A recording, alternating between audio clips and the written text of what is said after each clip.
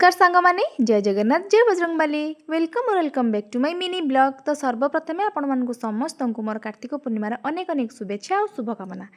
तो सांगमाने कहबेती डंगा दबारे सेमिति किछि निर्दिष्ट समय सीमा थाए कि नहीं।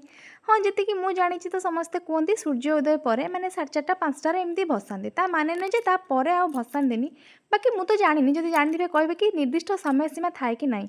तो मोर भी आज सेमती बहुत लेट होता जेहेतु मोर गोटे छोट पुओ तो ताकू बाहर करके एते सकाळु आसीबा तो मो पक्षे संभव हेलानी। चेष्टा तो करी किंतु जिते चेष्टा कला पर भी एते सकाळु आसी हेलानी तो लेट होगला। फाइनाली मु आसिक पहुँचली बिंदु सागर रे। तो सेठी आसिक पहुँची गलु तो एते लेट रे भी लोक मानकु एते भीड़ देखिकी सेठी मते बहुत ही खुशी लागिला।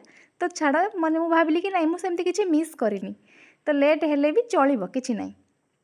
तापर सेठी आमे डंगा दे सारा पर आमे सेठी अन्य देवादेवी मानू दर्शन कलु। सेठु दर्शन करके आमे फेरिलु। तो फेरिबा बेटे टिके भोक लागुतला जेहेतु स्वामी बिना प्याज रसुण रे सेठी थिला किछि खाइबा तो सेमती नहीं आसिले आमे सेठी रास्ता छिड़ा होइकिना खाइदेलु। तो खाई सारा पर आमे फेरिलु घर को फेरिकी मु लागिली खराबेला बनैबारे। तो वीडियो भल लगी लाइक कमेंट शेयर निश्चित करेंगे। रही जय जगन्नाथ जय बजरंगबली लव यू ऑल।